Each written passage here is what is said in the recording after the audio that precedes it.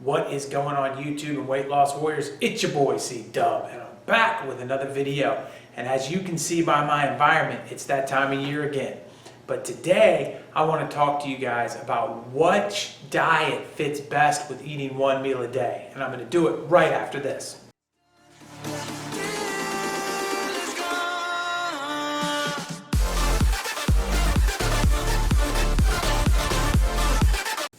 Hey guys, what's going on? It's your boy C-Dub, and I'm back with another video.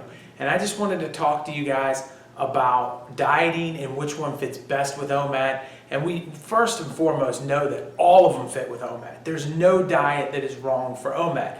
Eating one meal a day is reducing the amount of food you normally would intake by really 2/3, maybe even half, depending on if you're eating a lot more in that one meal. And therefore you're automatically gonna lose weight, or at least in theory it did so for me, obviously after losing 125 pounds.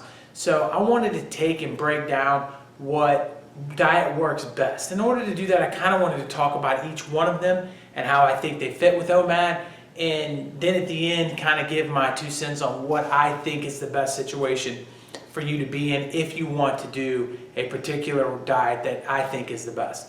So let's start with the diet that most people are going to say that they're pro when you're talking about eating one meal a day, and that's the ketogenic diet, or keto. And so if you don't know what keto is basically eating a high-fat, moderate protein, low-carb meal, and the fat content is way on the high side of things, something like 70%, and then you have a decent amount of protein and then a very little teeny itty-bitty amount of carbohydrates.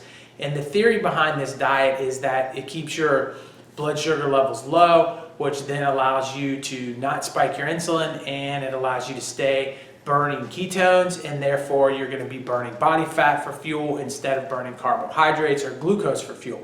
So this diet obviously is a diet that I believe works. It is a diet that a lot of people have tons of success with, and it has become kind of the trendy, happening, hip diet there is today.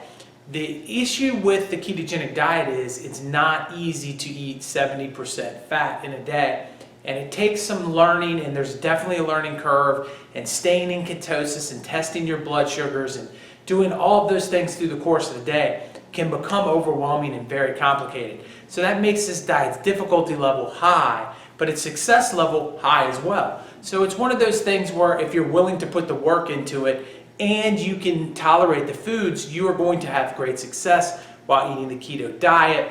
If you struggle with, counting and measuring and doing all of those things and preparing and thinking about it, you may struggle with it. And then if you've got a lot of foods that you don't like to eat and you're very picky, it may not be the best route for you as well. So moving on to the next diet. The next diet would be the carnivore diet. And the carnivore diet is basically a diet that's, if it's come from an animal, you eat it. If it doesn't, you don't. And it's really that simple. This diet has shown that it can help out with a lot of autoimmune problems and issues in people. And it can get you into ketosis too, if, in some situations. And so it's a diet that a lot of people these days are going to that maybe are a little bit more of a picky eater, because there's so many kinds of meats and there's so many different products out there that you can eat that it appeals to them a little bit more. Of course, if you're a weightlifter, the protein side of it appeals to you a little bit more. If you're trying to build a muscle mass, carnivore may be the way to go over keto. But ultimately, it's a diet that isn't trending as much as keto is, but it is out there and a lot of people are doing it. A lot of people have a lot of success, especially in the autoimmune side of things. So I think it's a valid diet. When we're moving on from there, we'll talk about paleo, and paleo is basically eating like a caveman. And is that diet, what does that mean exactly? I mean, that means that you're going to eat meats as you can, but you're going to have the berries and the things that cavemen had access to. And the thought process behind that diet is we've evolved from eating those kind of foods, and we should stay with those kinds of foods. If you would think about it, tomorrow if somebody dropped off a giraffe at your house and you had to raise it, you wouldn't want to raise your giraffe feeding it hamburgers. You would want it to eat food that is native to what it's evolved to eat over the course of time. And if you think about feeding a giraffe hamburgers, at some point the giraffe is going to get sick and it's not going to be doing well, and the humans are no different. We're feeding ourselves with all these processed foods and all these sugars and whatever else, and if we go back to our roots, then we're going to have better off process there. Some other diets, there's the DASH diet, which a lot of places you'll see is rated the #1 diet in the world. The DASH diet is basically from the government kind of thing. It's an advertising based. It's kind of what I'm going to say is a smoke and mirrors diet. It's basically saying if you reduce your fats and you stick to your whole grains and your fruits and vegetables, the same things that we've been told since the beginning of time, or at least since the 1950s, and it really hasn't worked out very well for most of us. Of course, if you're just eating whatever you want at all times and you switch over to the DASH diet, it is going to work, but there's a lot of advertising bucks and a lot of things behind the DASH diet, so I think that gets a lot of credibility these days from the doctors and the people that have been trained to do that, but they really are just selling a product during the DASH diet. I wouldn't recommend that it's the ultimate diet, but again, if you want to go on the DASH, it will help you eating one meal a day on the DASH diet. You will lose weight. There's absolutely, positively no doubt about that. Just the marketing side of things and the ability for people to want to push their product on you, I'm not sure that for me would be something that I would want to hop full into. Of course, you have vegan and you have vegetarian. The difference between those two, I mean, I'm sure Tattooed Vegan can help me out in the comments on that, but vegans don't have any animal products whatsoever, and vegetarians are allowed to do some kind of animal products like eggs or some certain things like dairy. And so there's a difference there between the two of those things, but very similar. A lot of people have had success. The struggles that you would have doing vegan and vegetarian are going to be really as basic as the levels of protein you've got to get in your body by not eating animal products. That makes things just a tad bit difficult to get those things in. But vegans and vegetarians have been going on for so long that they have found numerous ways to supplement around that, numerous ways to fill in what you need to do to get whatever you need to out of that situation. So with a little bit of research and a little bit of effort, you can figure out how to fit the vegans in and get all of your nutrition and everything you need in that. And the process of that, a lot of the vegan people and a lot of the vegetarian people are doing it not just based on health, but for other reasons too, believing in protecting animals and all those things. And of course, if that's the way that you feel, 100%, you can make it happen as a vegan doing OMAD or any other kind of intermittent fasting.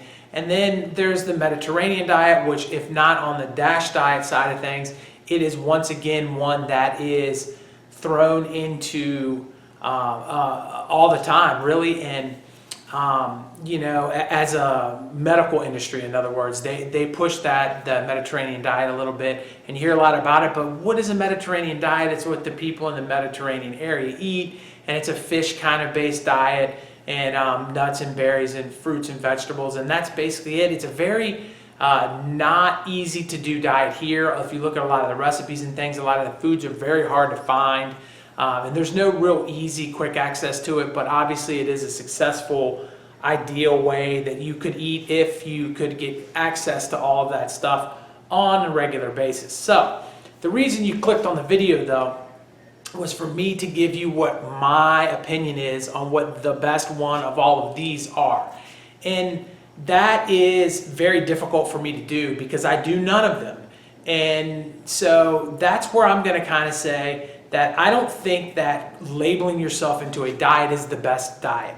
I think that if you want to really get yourself into a situation where you feel like you can have sustainable success, putting a label on and making yourself eat in a box isn't the best thing for me, in my opinion, in OMAD. So the best diet, I would say, is to stay with whole foods, fruits, vegetables, and meats, and to combine them all and to sit down and figure out which ones you like in a ratio that's a little bit high on the protein side and maybe a little low on the carbohydration side, but you don't even really need that. The bottom line is you have to fit it into what you want to do. Do the paleo people have it exactly right? Maybe they do.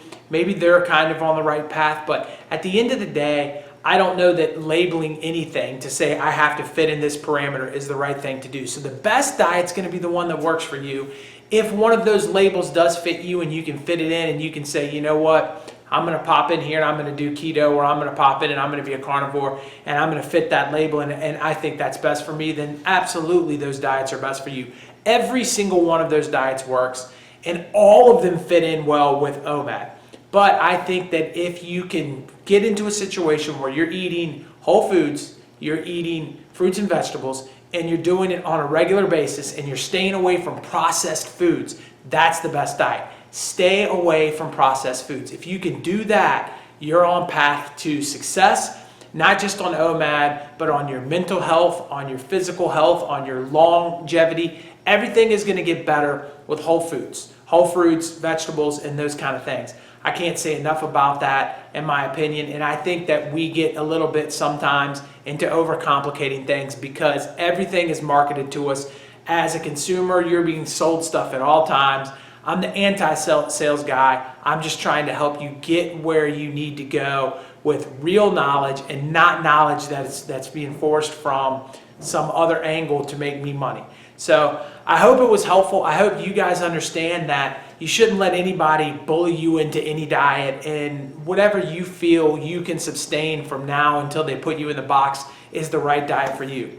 I know I appreciate all of you for joining me. We're pushing that 2,000 subscribers, guys. So if you haven't done it yet, my face is going to pop up right here. Click on it and subscribe to me so we can get to that 2,000. Have a nice live question and answer going down when that happens. I appreciate all of you. Thank you so much for being a weight loss warrior. I will catch you on the next one. Peace.